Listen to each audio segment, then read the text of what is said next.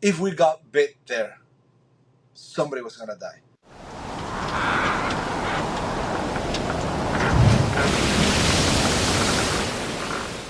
But welcome back to a classic. I'm your host, Dan Muntz, and today I have Jose Liccardo here for a chat. He's just a maniac in the world of spearfishing and the first man I've ever seen who's fought a seal. So I'm pretty pumped to hear some of his stories and get a bit on his background. So welcome, Jose, and Thank let's you, get into it. Daniel. Thank you for the invitation. Nice to be No here. worries at all, mate. So look, give us a bit of background on yourself for anyone who might not be familiar with you. Well, I'm a spear fisherman. It's more like hunting than fishing. So I'm not. We're not considered fishermen. We're considered hunters out in the water, like in the sea. So that's what I've been doing for 36 years. I started very, very little. It was a passion that was transmitted from my dad to me. Thank God he did that because it has moved all of my world around this, and that's how I enjoy life, going around places and fishing, getting trophy fish. So when was the first time you sort of picked up a spear and fell in love with it? I started spearfishing when I was 7. I actually got my first pneumatic gun from an uncle that came from Italy and brought me a pneumatic gun. He asked first if he could even give it to me. I was so small, and my dad was like, "Sure, give it to him. We'll figure it out in the way." And I actually still have that gun. I Oh, cannot really? use it, but yeah, but I still own it. And and I started like very little. I couldn't even load it, so I had somebody load it for me, and I would go like in, I don't know, maybe 3 4 meters of water tops, and that was my hunting ground for a long time. And I think I started getting better when I was like 11, 12. Then I started actually killing fish my size, which for 11 it was like, it's still pretty big. I still can't do So, that. so I think I had an appetite for risk since I was little. I had I had an uncle that said if I survive, I'm gonna be the best. Just if I survive. Scary for a parent to hear that. My father was kind of crazy in that aspect too. So, Was he? so, so you go in at 7 or 8 years old with a preloaded spear gun with one shot before you could get out. yeah, yeah, Yeah. So you had to get pretty good anyway. yeah. No, and my father was on my side. Like he would go with me. He was a Oh, spearer too. gotcha. Yep. He had been spearfishing since he was, I think, 15. So he was super happy for me to get in the sport. And what is it about spearfishing that you became obsessed with as opposed to something like fishing or surfing or something along those lines? Why is it spearfishing? I think that there's a part of spearfishing that is very similar to meditation. You're in constant observation. So you're practically off the grid. You're not thinking. You're just observing everything. And the mean where you're observing everything, which is the water, like isolates you from everything, and it's like you feel so peaceful. I actually, every time I get out of the water, I feel so relaxed. It is like meditation. So that's probably what attracted me to keep doing it, because when I started, of course, the thrill. I was little. I got a fish, but then what kept me doing it probably was that I actually went in stressed and got out relaxed. So I used it as a therapy, let's say. Obviously, to do the sort of stuff you do, and for anyone who hasn't seen what you do, like jump on Jose's Instagram. We'll put it down below, but check it out. It's just incredible. It's not your everyday sort of spearfishing. So to keep up with doing that and the amount you actually do it, what sort of training do you actually do? Well, we used to fish 3 times a week. There was a moment in my life when I was living in Venezuela, and the political uh, environment wasn't that good. So there was like you were working, but you were not really working. because everything was in standby. So I used to fish a lot. Like I used to go 3 times a week fishing, and that kept me, of course, kept you trained. But then afterwards, when I moved to Miami, the fishing was harder here, was deeper. So I had to actually start training to go deeper and like be comfortable at deeper depths. So I did some training with a friend of mine that he's like a renowned world diver. He has some Pan American records, and he does a lot of clinics, because I don't consider what he does a course. I consider what he does a clinic. He's very good at helping you with already a good level, helping you get all the way to your best performance. And his name is Antonio Del Duca. He's also from Venezuela. He moved here. I met him by chance. It was serendipity. It had to happen. Super nice guy, super friend. And through him, I did some easy trainings. Like maybe I did 4 or 5, and then after that, I was like I totally like, let's say, I elevated the skills to a level that I never went down from. So it was great. Then I did some other trainings with some other teachers, some other how to call some coaches, people that know a lot. I talk to them and I feel like I don't know anything.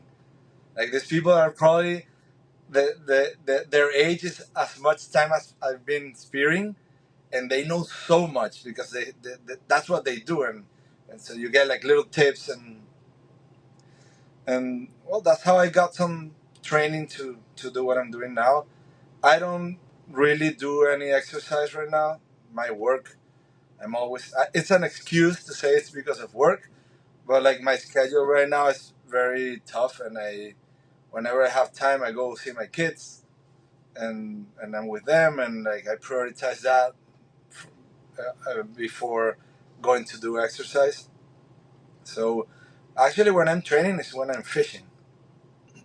But everything that was taught to me by these people, it remains there. And most of the training is mental training. It's not physical. I know people that are chubby, fat, have no strength, and they dive incredibly because they just control their body. They don't control their mind. So it's not so much physical training, it's like you said, mental. And is that working your lungs as well and knowing what they're capable of? Yes, of course. You have to. The breathe ups are important, and once you have done it for a long time, you have that muscle memory. I can probably dive. I don't know if I need to dive 12 hours straight. I can do it. Like I will change the pace. I'll get tired, but I will never stop uh, swimming. I actually got lost in sea once, and we swam to the shore. And it was Really? like, okay, we're gonna have to die. We're gonna have to swim till we get there, and we got there. How far was it? It was like 3.5, 4 miles. It was not. Oh. It was not short swim. And I was with a guy that he was kind of new, and I didn't want him to get nervous because it would get complicated. I was not gonna leave him behind anyway, so like, okay, I told him like, hey, let's start swimming that way. The current's this way. We have to go that way. Just start swimming. Don't pee. We didn't want to get dehydrated, so I told him don't pee. Let's start going that way, and let's aim for this side of the island because the other side there's a lot of sharks, and we didn't want to land there Yeah. in the middle of the night because it was already getting dark. And thank God we did that because the current was so bad that we missed the side of the island, and we hit actually the side of the shark. But if we would have aimed for that side, we would have lost the island. We would have completely gotten taken by the current. So You're it was joking. good. We did that. Nothing happened. Thank God. We arrived. Well, I did shoot a fish almost arriving to the island. You couldn't stop yourself. Couldn't just get there and It be was happy? right there, and I didn't know. Maybe we would have to eat that. I didn't know because at that point we got lost and nobody was gonna rescue us, and I was like, okay. And my friend was like, "Bro, really?" I said, "What? Maybe we're gonna eat this." You don't know. And they rescued us, and we did it. So the island you paddled to wasn't like an island you knew or that was inhabited. It was just an island. No, no, it's an island that we knew, but it was an island that that particular day and at that time there was not gonna be anyone.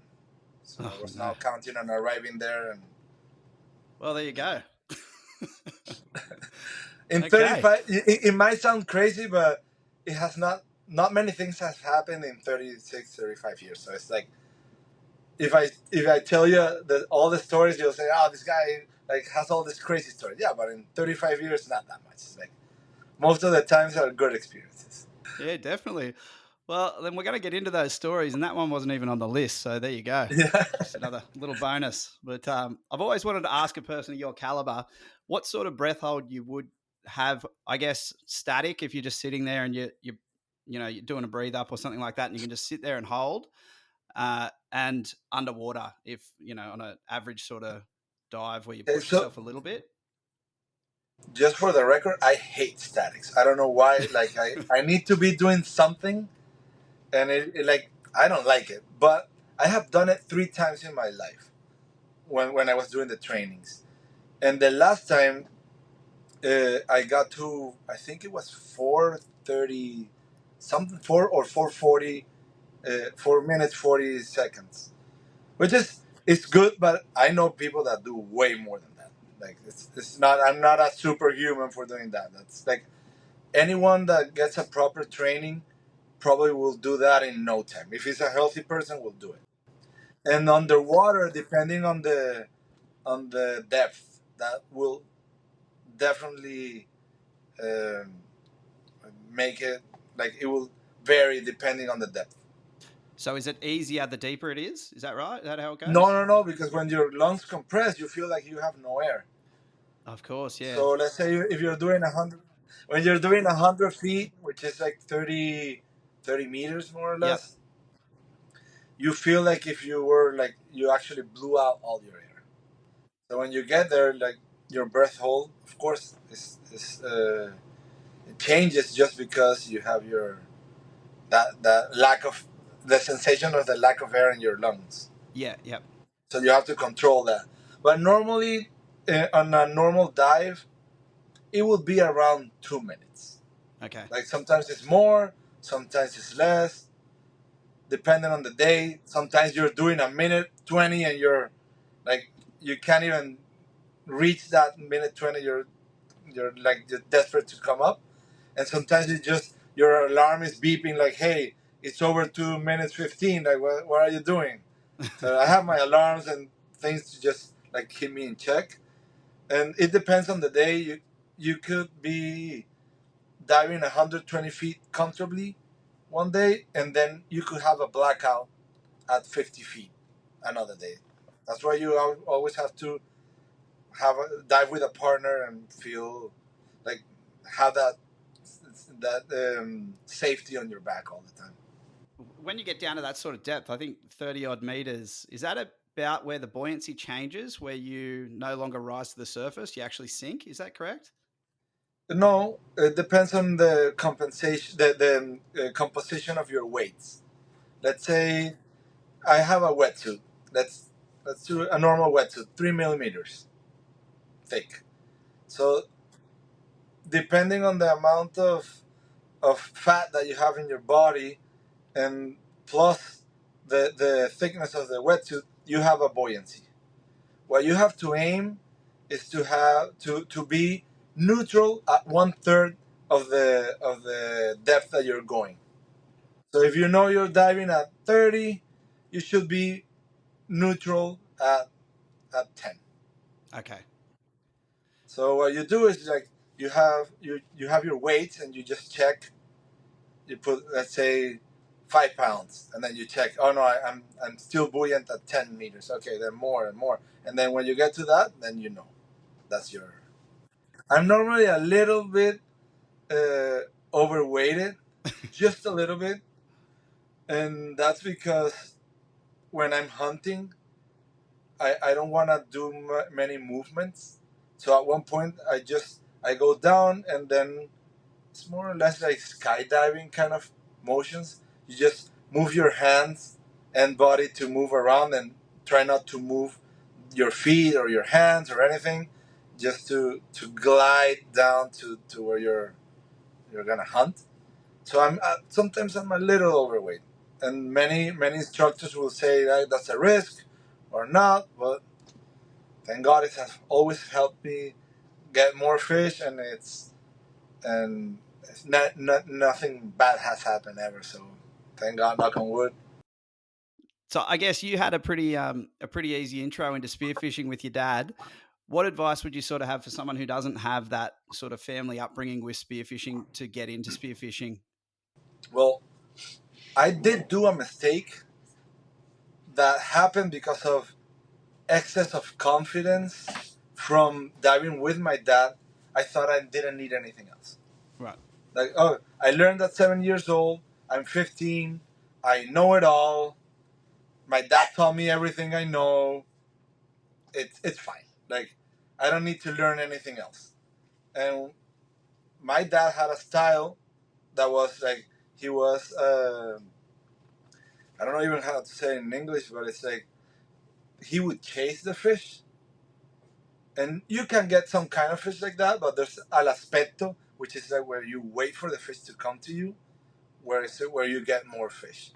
So I actually learned all those techniques way after, when I was already in college, and I did my first course that I did it with Carlos Coste, who is a world champion free diver for like I don't know how many categories. Super nice guy, also from Venezuela.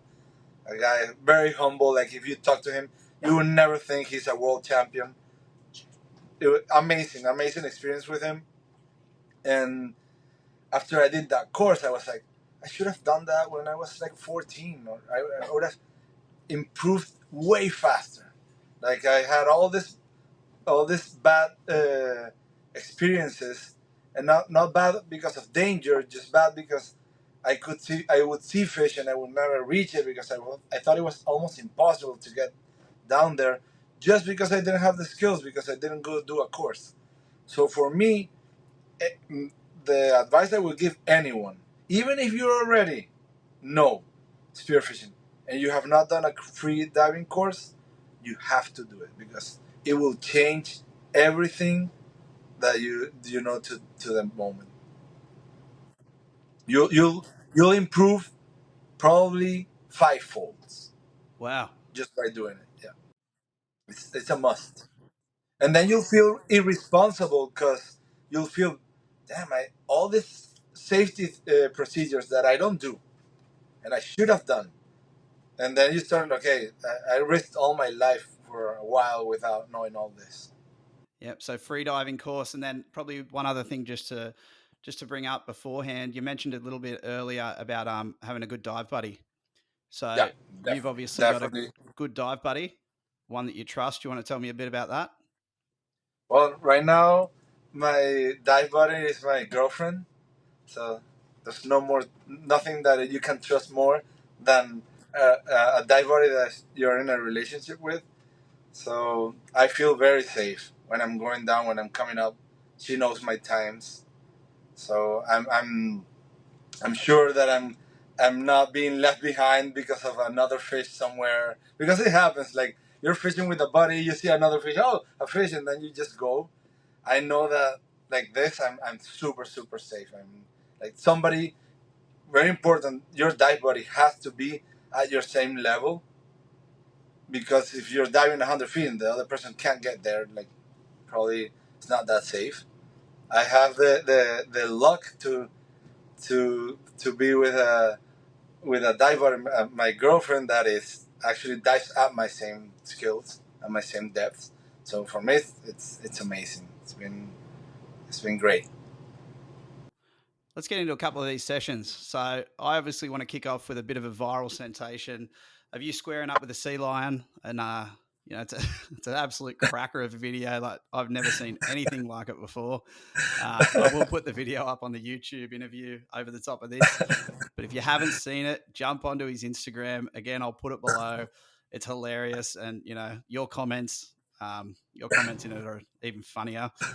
So look, Yeah, I have take me back to the some start. comments that have like 20,000 likes. I must have said something funny. Yeah, legit. Yeah, like one of your comments has got 20,000 likes. It's one of the funniest comments I've ever read. I won't even repeat it. People are going to have to go find it. It'll be at the top. There's a lot of haters in this world, and it's like people trying to say things like even their views of what happened are so like they don't even know what they're talking, and they're just like spitting they're spitting hate, and they don't even know, but they have to say something and hate about it, and it's like get a life, like just enjoy doing something by yourself. Like why go hate on somebody else's Yeah. life? Like It keeps it going. Like I don't really read the comments on a lot of the videos we post. I just don't have time to, I guess, reply to them. But also, they can be exhausting. Like you read what people say, and you're like, well, you know, maybe in this part of the world or that part of the world, or you know, how can you get that from a 10-second video? But I happened to be looking at yours because obviously it was going off. And I went to yours. I think I was having a coffee or something. And I read your comment. I just spat it everywhere. It was the funniest thing I've ever read. And I just, you know, like 20,000 likes. It should have more. And yeah, after that, I started going through all your comments. And, you know, you're a cracker. Right. Well, oh, on that, when I was writing it, I was cracking up myself. I was like, "This is the best comment. I'm gonna respond to this guy because he deserved it." yeah, good. He did. But did your immune system hold up? Or did you It get was sick? perfect. That was No, no, no, perfect. I not at thought it all. would be. We ate most of it. I still have some parts of it that I haven't eaten because I'm waiting to do like in a special dinner. It's delicious. That fish is phenomenal. We had never eaten it before, so for us it was a new experience to just taste it, and all the hunt is so different to what we're used to do here. So for us it was like I was not I was not fighting the sea lion for the fish. It was just more of an honor kind of thing. So that's what people don't understand. Oh, there's plenty of fish in the sea. No, no. Like this is totally different thing. It's not just one fish. It's the fish, and it's also my fish, but it's the Yeah, fish. it's the fish. Well, I think that was a white sea bass, wasn't it? Yes, they call them the ghosts. The ghost, yeah, because we've got them in Australia, or I'm pretty sure it's the same fish, or it's a very similar fish. We call it a mulloway here, or a silver ghost. Um, Okay. and it is just a prize fish. Like me, for example, I've been trying to get one off the local breakwall here for months and months now, and just can't. Like you got to put in the time to get them, and when you get them, they're special. Yeah, so you know that sort of fish. Yeah, you'd be fighting for it, and plenty of people here would understand what you're doing. People go Yeah, years no. without catching them. For us, it was like we traveled 6 hours from Miami to California, then an hour and a half just to get to the boat, then 2 hours to get to the fishing spot, and we had all this experience before the actual fishing. We met with local fishermen with Spearos, and they were telling us like, "Oh, don't even worry about it. You're not gonna get that fish. It's not even the proper time in the season. Like if you see one, it's so rare." And there's people that have been trying to get one for 10 years. They have never seen one, and the people that see it, they don't even get a chance to even get near them. So they like build up on this story that it was an impossible fish, which is very hard to get. Like I'm not gonna lie, it's very hard to get. So we went on a first day, like a scouting day, and we went with this friend of ours who happens to hold the world record for sea bass for women, like for the women's category. So she taught us everything. Like, hey, you have to go down this in this way. The fish is so spooky that you don't have to take your snorkel out of your mouth before you dip your face, so that the bubbles don't spook the fish. Wow. So imagine how technical this hunt is. You cannot splash while you're going down. You can. It has to be flawless. If you shoot that fish, you're a flawless hunter. So it's not a fish. It's demonstrating that we were coming from another state. We're arriving there, and we were gonna be flawless hunters, like people that have been hunting there for 20 years. Nobody believed us, so we went there and we made it happen. And we finally see the fish, shoot it, and this sea lion comes and tries to take not take my fish, it's take my whole I don't know how to say it, like my whole um Whole setup sort of thing. Yeah. no, my whole pride. Oh It's yeah. about the it's about like the pride. It's about like proving yourself. So he tried to take out what I tried to prove. So that's what I was fighting. I was not fighting for a fish. I was fighting for a place in the local Spearo community in California. So you ran through it a bit there. You broke up for a little bit there, but I think it'll come through okay. So you speared it. You got it. You were bringing it back up. How soon after you speared it did that sea lion turn up? And was it hanging around the area, or you just come out of nowhere? I had not seen it. I had not seen it till that moment. I didn't know that the fish was a big fish, and the setup that I had, it had its limitations. So you can see in the moment I call the boat and tell them I have a big one, and I'm not. I didn't have the setup for a float the size that I needed. Thank God I had a reel, like a backup reel in my belt, and I clipped it to that. And immediately after I clipped, that thing took off. So and it took off. I kind of controlled it for a little bit, and then I started getting pulled. Like I didn't know what was happening. It was like it was too strong. Whatever was pulling was not the fish that had been pulling for a while. So then I find out, okay, there's a sea lion like taking it. So I start fighting the sea lion. It's like we're used to fighting bull sharks here in Florida, but you have a limited chance. Like once it starts eating the fish, you're done. Like it'll cut it in half and then probably leave a small piece, and that's it. But we try. We try to poke the shark away. But this was a different story. This thing would pull, and okay, it's not destroying the fish. And I, for like 10, 15 minutes, it was not attacking me. So it was a tug war.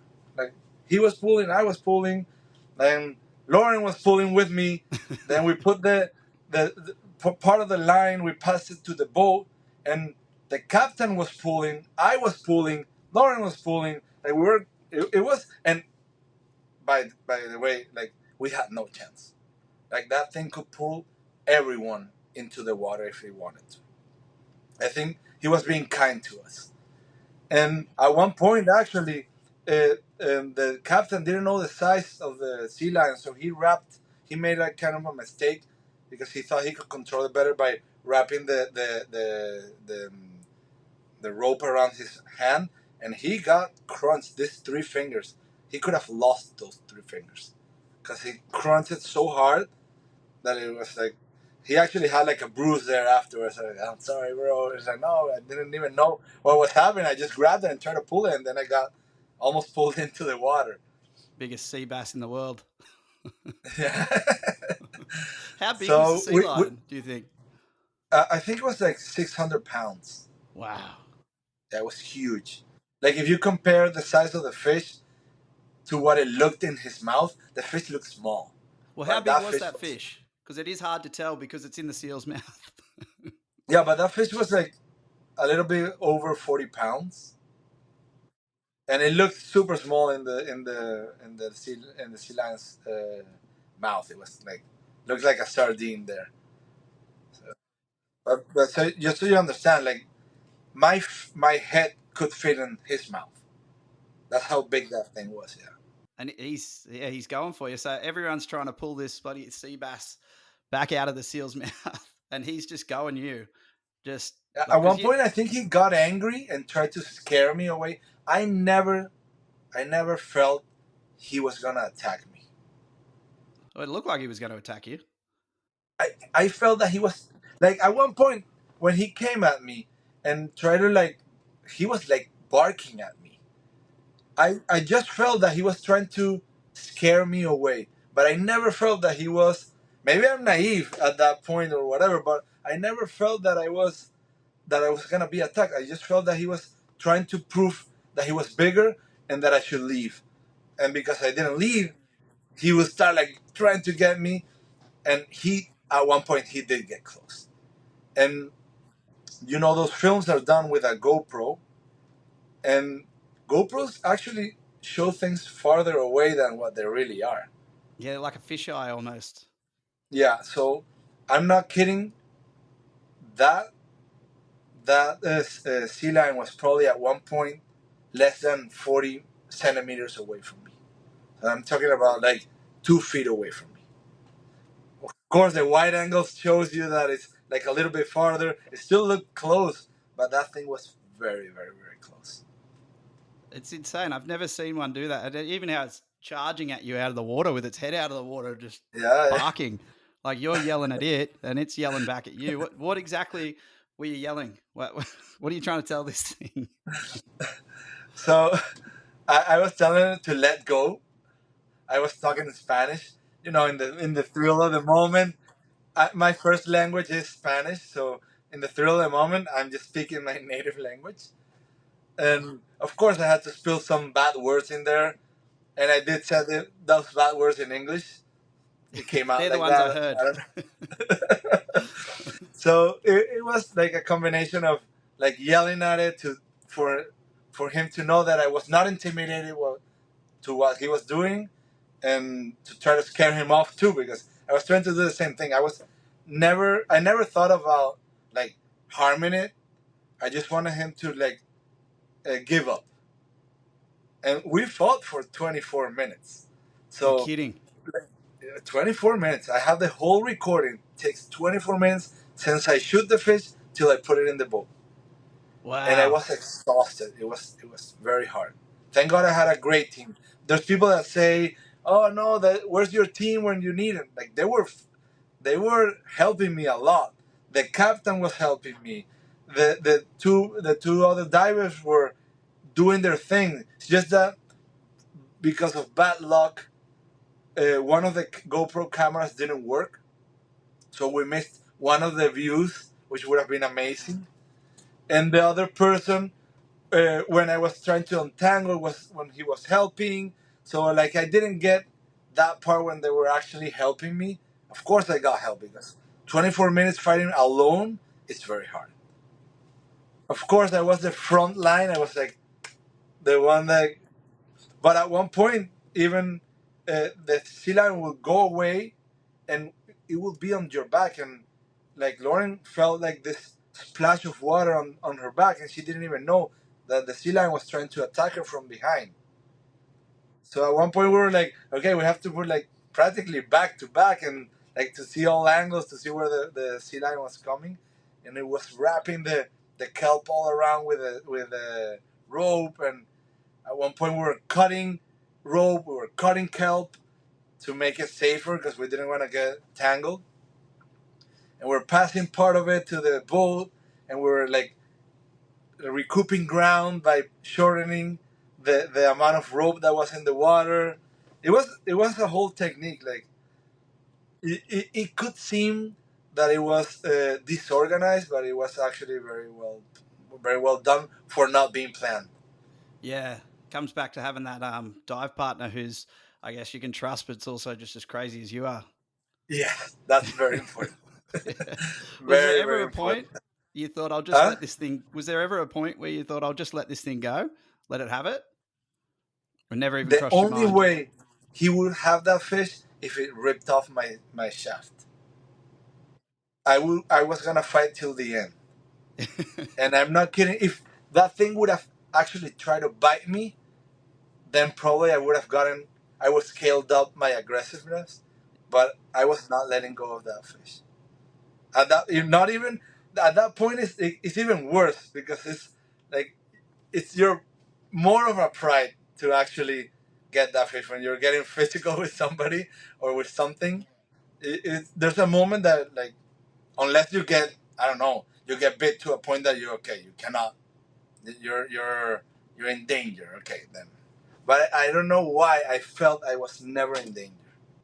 Maybe my mindset in that moment was the aggressiveness of the moment made me not feel it, and I don't know. Uh, there was a good team in the water. There was a good team outside the water. I don't know many guides in California, but I'm almost sure he's one of the best guides there is. So this guy, if anyone wants to go fishing for white sea bass, this is the guy. Like he knew the currents, he knew where we had to be, what time of the day. He knows everything. Like if you want to land a fish, that he's your best chance. So I was with a very good team, very good team, and that gives you confidence to try to like push it into the crazy side. Yeah, because they are a tough fish. Like even here, like I said, I've been trying to get one for months now. Yeah, they're a prize fish, that's for sure. Um, but you got it. So you won, did you? You won. You got it back to the boat hole. I won. I won after 24 long minutes. I was exhausted. Like I could barely walk to get into the boat. Like I got into the boat and just to pass over the back part of the boat inside to the inside part. It was I couldn't even do it. I was exhausted. And for the next hour, I couldn't keep fishing. I kept fishing afterwards, by the way, but I took my time. Didn't see the seal again, sea lion. No, we moved to another place. Yeah. So that was your first and only encounter with a sea lion, was it? Yeah. Hope is the last two. Yeah, because they're vicious. I've seen there's a couple of guys in Tasmania who fish off jet skis, and they've got a couple of videos of sea lions grabbing their fish while they're fishing and just thrashing them around. It's just, yeah, it's wild. I guess the people that are around sea lions, they're used to just giving up the fish. And even the guide, the charter guide told us like, I had never seen this. I've been doing this for years. I had never seen somebody fight for their fish that viciously. Yeah, So apparently people just let go of the fish. yeah. I'd probably do the same. Well, looking back, what do you think? Do you think you did the right thing, or do you think would you do I would things have done this. differently? I would have done exactly the same thing. I would have not changed a thing. That's why we love you. Oh, that's good, mate. That's an absolute ripper. So yeah, obviously anyone check that out. It's one of the best videos I've ever seen. So absolutely love it. I'm glad to hear the final story and that you came through unharmed. So and you got the white sea bass. Yeah. Actually, that sea bass was the photo of the opening of the season. So when I took it out, they put that photo as like the season just opened up, and they showed the photo of that fish. Yeah, I So bet they it didn't was put the nice video to with it. actually be, yeah. Yeah, well done, mate. Well done. Moving on, I suppose. Like the next thing I wanted to talk to you about is sharks. So you got some videos that are just pure insanity with some of the sharks, and I was going to talk about one in particular, that Wahoo one, but I think it's better we just talk about them in general. So first off, being a Spearo and dealing with sharks, I guess it's just a part of the game, really. And you spear all over the world, but what was your first encounter with a shark, and how'd you deal with it, and did it put you off at all? So the first time I encountered sharks was in a place where there's not many sharks. So I had like let's say a soft uh, um, interaction at the beginning, and then started building up. In Venezuela, where I started fishing, there was not really much sharks. So you would see one every 6 months or something like that, and they would not even get close. It's something that like you would see them, get scared, but not really like bump into them like face to face.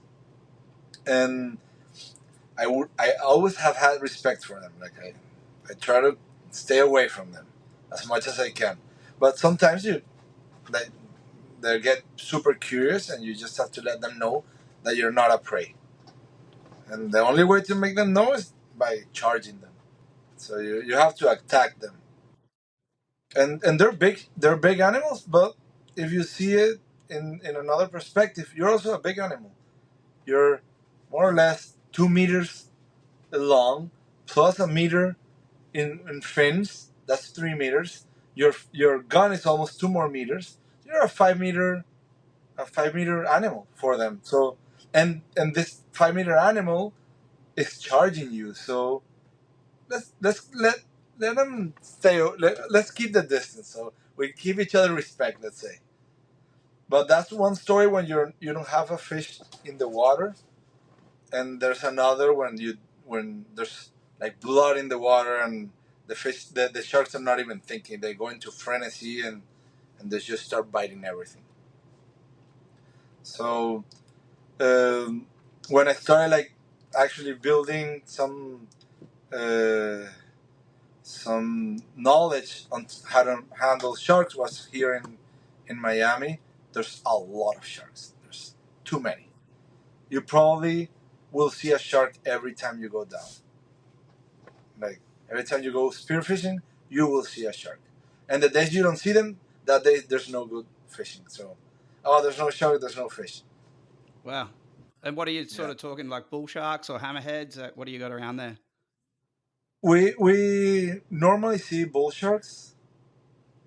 They are the most aggressive of them all, except for the reef sharks. They're also like they get super close, like uncomfortably close. And there's some hammerheads, but hammerheads are normally like chill. We have had some encounters where they get kind of close, but they're just like kind of cruising, and it's not that like not like the the bull sharks that just come super close and disappear and then come Yeah. back, and it's like it's a different story. Has there ever been one encounter, one terrifying encounter, one encounter that sort of scared you off a bit that you've had with them in the water? Yes, I was once fishing. We were blue water fishing, and we were diving probably like I don't know 8 hours off the coast.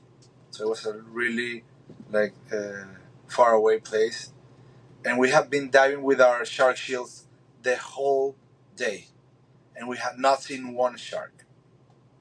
So with the shark shield that we have, it has like this metal like rope that gives like electric charges, gives off electric charges, and when you're using it, you're pretty safe. So we were like comfortable with that, but it is uncomfortable to hold because you're like when you're swimming, you you feel something tagging you from like pulling you from one ankle, and it's uncomfortable. And we had not seen anything, and we just took it off. And that moment we took it off, we shot some blue runners, rainbow runners, and these two bull sharks came out of nowhere with their mouth open from the bottom, just like reaching out for us. Like they were charging us, and me and my dive buddy at the moment we shouted at them, and because you can shout underwater and they'll hear it, and you can spook them away like that. And one deflected, but mine just kept going at me. And at one point, I just put my hand to like push him away, and I poked his eye with my thumb. So that's how close I got to it. I didn't like. I didn't wanna like. I didn't aim for the eye. I just that's what I touched. But luckily, I hit that because they just as fast as they came in, they got spooked and they left. So what that was probably one of my closest encounters, the most scariest one. And What sort of it sharks was were they? also Sorry, I lost you for a second there. What sort of sharks were they? I lost you for a second there. they were bull sharks. Yeah. Okay. Yeah. But that was a like if we got bit there, somebody was gonna die. because we were so far away, and like we were in such a slow boat. Like probably if we weren't gonna get picked up in a helicopter, we wouldn't have made it. If something would have happened, it's a very sketchy situation. Thank God nothing happened. One time also we were in Bahamas, and I was pulling a fish out of a cave. It was a grouper, and it was a nice one, and we were trying to get it out, and somebody would go down, I would go down to try to take it out, and at one point I was trying to pull it, and I feel like one of my dive buddies is trying to pull it with me, and like trying to get in. It was a small cave, and I was like, why is this guy like? Doesn't he see that I'm trying to get my fish, and like why does he wait his turn to try to help me?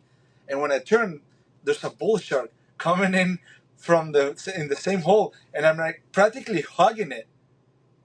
So I just punched it with a hand and in the nose, and it just came out. And when it came out of the hole, everybody thought that it had bit me. I was like, did he bit you? Did he bit you? And I was like, no, no, no. It was like, it's a miracle because that thing went in and it was smelling blood and it went in through a small hole. We were both of us together in that. I think that's probably the second scariest moment that I've had. You're a lucky man. Yeah, that's wild.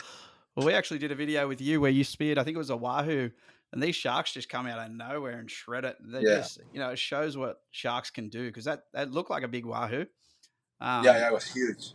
it, I don't know how many sharks there were, but Yeah, what what that's what like, happened there? Because that's well, we insane. were in French Polynesia, and we were in this like a place that it takes like a day in a expedition boat to arrive there. So it's a place nobody goes fishing there, and it's like it's wild, like this real wild ecosystem. And when we got there, like you could see like sharks everywhere and the wahoos everywhere. We're going crazy, and probably at that moment, I wasn't that experienced with the shark management. And when I was pulling the shark, the wahoo, um, the shark started biting it, and I should have just let go. Uh, but I started pulling it. I thought I was gonna get like the wahoo was so big. I thought, well, they'll eat the tail or something, but I'll get the rest. But then it became a like a sharknado. It was being eaten from all parts. It was crazy, and they actually got. I felt safe because I had the shark shield, but I probably should have let it be like farther away. Then I realized like I shouldn't have pulled it that up that near me. It was probably like maybe 4 meters away from me at one point, and in a frenzy, I don't even know if a shark shield will actually help or not. It was just it was a moment of lack of knowledge. Let's say I wouldn't do it again. I would do the sea lion 20 times. This I wouldn't have not done it again. Yeah, you wouldn't stand a chance in that. They just Yeah, shred yeah, it within like 10 seconds. There's no fish exactly, left. exactly. Yeah, Yeah, yeah, yeah. and from all sides, it's just wild. Yeah, it's an incredible video. But Let's say I trusted my equipment too much. I shouldn't. yeah, well, at least you know that now. But I guess like for any new Spearos out there encountering either the first shark or the second, the 10th, the 12th, whatever, what's I guess the top piece of advice you'd give people for dealing with sharks? The top advice would be once you see a shark, charge it. Don't even wait for it to do something. You just go and charge it. Just scare it away. Show dominance from the beginning because it's gonna be the only way that they'll maintain a distance. I guess we'll move on to our final little story here, and this one's a bit cleaner. Um, so you've speared and landed a giant bluefin, which is pretty incredible. I can't even fathom that. So I guess take me back to the start here and the trip itself. And was that the target species for you on this trip? Yeah, we normally try to go travel the world finding the trophy that we're aiming for. And this time we went to Turkey, which is a place that nobody normally would know. That there's this giant bluefin tunas there, and they allow it to fish it. So it's a place where you get big fish and it's permitted. So that combination is great. The food is amazing. The people are incredible. Like, you have no idea the hospitality that exists in that country. Everybody wants to make the tourists happy. They're all pro helping. It's an amazing culture. I love it. I like it. I've gone 2 years in a row. I hope I can make it this year too. Depends on our plans for the future on the next trophy fish. But we love going there. It's amazing. We have great friends there. We have a charter there that is they're the best. Like, they will arrange from the food to the hotels to the fishing expedition, everything. It's like it's a trip that you don't even have to think. And I can probably say that anyone can get a tuna if they go there. Right. So because they'll put you on the fish. So if you do okay fishing and you have the right setup, you'll land one. It might not be the biggest one, but you'll land at least a small And what sort of setup do you have for this sort of fishing, this spear fishing? one. We normally use 3 buoys, and we have a bungee for the first line that will tire out the fish. We have a ratchet to like start pulling when we start pulling like everything that and every inch, because there's sometimes that you're just pulling up a little bit, and then that part that you pull it stays let's say it stays attached to the buoy, so that you always gain ground on your fight, let's say. So yeah, if you don't have a good setup, don't even go. And you need a blue water gun, which is very important for tuna. You don't only need a blue water gun, you need a fast gun. So I would recommend having an inverted roller for it. Lauren shot one, a huge one, with a 14 with two 14 millimeter bands, a normal rail gun. So it depends on the skill. She's very skilled. So she got very close to the fish and managed to land it. But probably a normal Spearo will need a better gun. And if you're going there and you're spending all that money to go for your trophy fish, be prepared to bring the proper gun. I think the inverted rollers are the go-to for tunas because of the length of the shot and how fast those fish move. So you need something fast and that goes far. And 3 floats or 3 buoys. 3 floats. Yeah, I actually one of my first tunas I shot with 1 float, and that thing disappeared for I don't know half an hour. I thought I had lost the whole setup. Yeah. Well, so you go over there, you're in the water, good to go, and take me through how it happened. So we get there, we set up in a place where we already know that they're around, and they start chumming. So they put a lot of bait in the water. Thank God there's no sharks there. So like, you're chill. You can have a ton of bait, and there's not gonna be a shark. So you're chumming, chumming, chumming, and when they start coming up, because they're like at 100 meters, and they start coming up, and when you have them at let's say 50 feet, 60 feet, you start getting in the water. So you start getting in the water. You see them come up. They jump. They come up almost to the surface. They go down, and then you start. You just place some baits strategically, and just wait with that bait there because they're so fast. You're not gonna chase them. So you're just waiting for it to pass to eat the bait that you put there, and then just aiming. take a good shot. Try to aim for the head, Yeah, and let it go. and that's the easy part. Then your real skills show on the fighting part, not getting tangled with the lines, because if you get tangled, you're dead. Fighting that fish, uh, how to move your setup so that uh, everything you're doing is safe. Um, your strength. You have to have resistance because you're gonna fight that fish 35, 40 an hour. So you need to have some resistance, and the water's kind of cold, so you have to deal with that too. And once you get it up and you finally land the fish, just putting it in the boat is a mission. So it's you need preparation, and of course, if you're going there, come with a buddy that you actually trust, because you're gonna need that buddy. Like, you don't want that buddy, you need that buddy, because so many things can go wrong so fast that you need somebody to back you up. Okay, so when you spear this thing, are you just hanging onto the floats, or just following it around and wait until you can get it, and then pulling in a little bit of line? And We follow the floats. Once you shoot it, you pass your gun to your buddy. So when we're fishing, there's only one person fishing.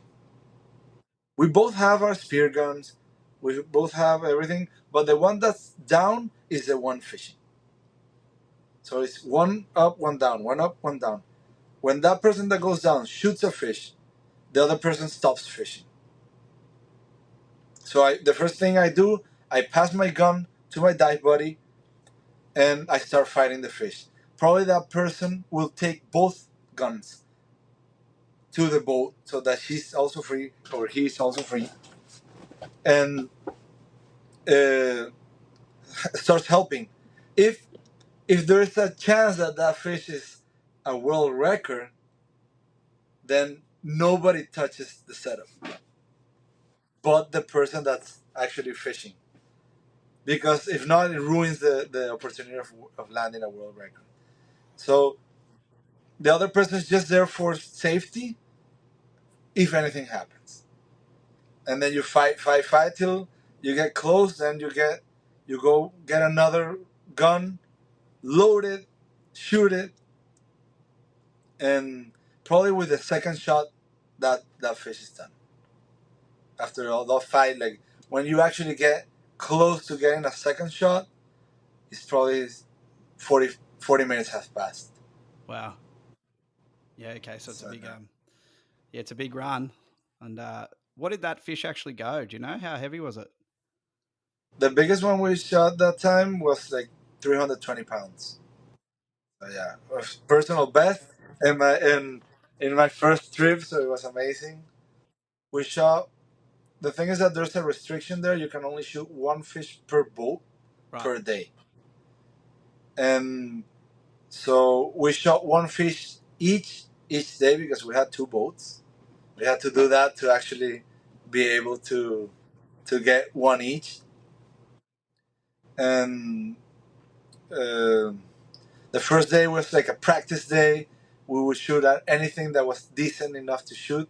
It was our first tuna of those sizes, so we were like, okay, let's practice with a nice 150-pound one or something like that, which is amazing. I'm not kidding. It was for us. It was like we were flipping. We couldn't believe our eyes. But then after that, we were like, okay, let's. We came here for a world record. Let's try to land that. So we'll let pass. I don't know how many tunas, like hundreds of tunas that we wouldn't shoot, waiting for the bigger one. Yeah, okay. And there was one day that we didn't shoot a fish, like no, it's like we didn't see anything bigger. We just wait, and then those two that were the biggest ones, we got them one day, and then one the last day. That was the biggest one that I got. I was super pissed because I had the smaller one of the trip, so I needed to get a bigger one. Yeah, have to go back. But I got a bigger one, but I lost by like 2 3 pounds. So I still Oh lost. no. Oh well, next To year. a girl. To the superstar. To the superstar. Yeah. Oh, there's no shame in that, mate. That's yeah, that's tough competition you got there. Yeah, yeah. But it's So good competition. I, oh, for sure you need it. Yeah. yeah. And so you can eat them, you can keep them, or does it go to the boat? Yeah, the thing is that we normally after the fourth day we travel back, and like it's hard to the logistics of just traveling back for a 14-hour flight with fish. It's crazy. So we have not managed to do it yet, but the next time we're gonna set up the thing from the beginning, get a fish, vacuum seal the whole thing, and just send it back. Yeah, so you're doing all these pretty incredible trips across the world, and like to a lot of places that are, they're not cheap for most people to get to. So you've got a pretty smart way of doing it, though. Do you want to give me a rundown of that? Yeah, there's an expensive way of doing it, which is to actually contact the charters around the areas and just pay for it. And but I still think that even if it was for free, you would not get the experience of what we do. So what we do is that we contact local Spearos that do this for a living. So they're commercial Spearos, and we just talk to them and like, hey, we want to go there, we want to fish, and we fish well.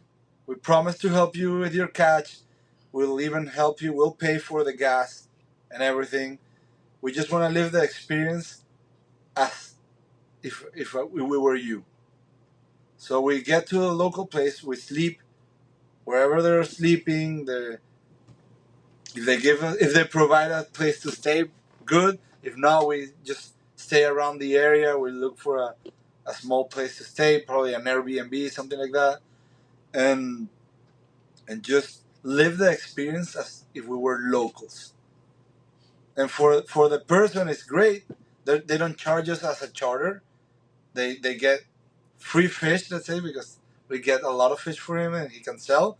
He gets a free trip because we pay for the gas, and we make a friend. And it's amazing because then we go eat in the local places where they normally eat, and we have the whole like the real experience. And there's no money that will pay for that. So it's a great way of traveling. It's a different way. It's way more uncomfortable. Like you will not sleep well. You will not sleep comfortable. Probably sometimes you will not have the hot shower or the best air conditioning or the cleanest bed. But it's how a friend of mine said it. It's a trip that you cannot pay for. Yep. So that's incredible, and you just build your network across the world. Yeah, and and many times, what I always say is like, "Hey, come to Miami, come fish here. Same, you have the same treatment. You stay with us. You fish with my boat. We go out. We'll take you out. You don't even have to pay for the gas. Just come here, enjoy your time. Yep. Come for a week, and just go back. Have fun. We'll cook. I love cooking, so we can cook. You'll have the whole experience. It's different than what we experience there, which is what they want. It's amazing, though. And we have done it a lot of times. People come here and have the Miami experience. Well, mate, if I ever come to Miami, I'm going to come and see how it's done. You can even stay here. Yeah, done. Live on the boat. Yeah, it's Oh, amazing. yeah, I bet. I'd love to live on a boat. The family, I don't think it'd be too into it, but yeah, mate, I'd Yeah, love to live on a it's boat. hard. Yeah, No, but it's an experience that everyone should at least have once in their lifetime. It's yeah. amazing. Just living on a boat and going where you like. Yeah. Yeah. And do you have any big plans or trips coming up at all? Any target species you haven't got yet that you really want to get? I think we're aiming to go to Madagascar. We have Okay, some yeah. friends there.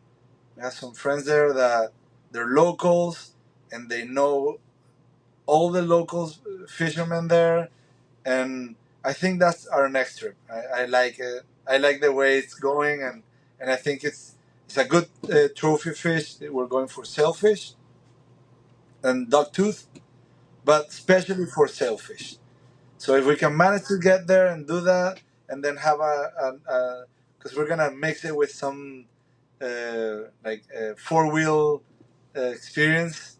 We're gonna go with some quads around the area, and that's something that we have never done. And like if we can mix those two experiences together, there's no way of walking out of it. I would not go to any other place if I have that opportunity. Yeah, I actually speak to Marcel a bit from there, and some of the fish he gets incredible. Big dog tooth, That's like everything. Celus.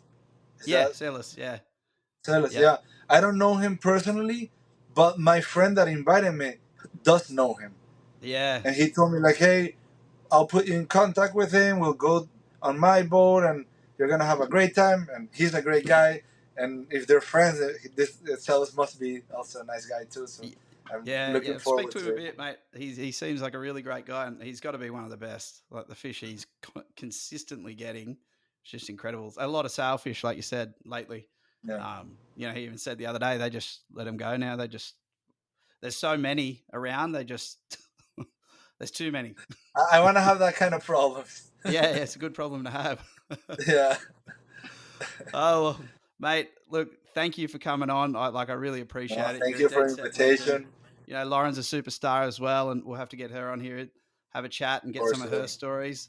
And look, I'm so pumped to see what you get up to next. And I'll get all your social medias. I'll put them in the captions and everything. But just let everyone know how they can find you online. What's your Instagram and that sort of thing? my Instagram is JoseRL Free Dive, and that's the only account I have. The rest I don't really follow much of the other medias. That's my thing. That's your go-to. Yeah, mate. Well, I'm pumped to get this one out and get a few more stories in the future from you. So, cheers for your time, Let's hope we have more podcasts like this where I'm explaining another crazy episode of spearfishing. Jose's stories, Jose's adventures.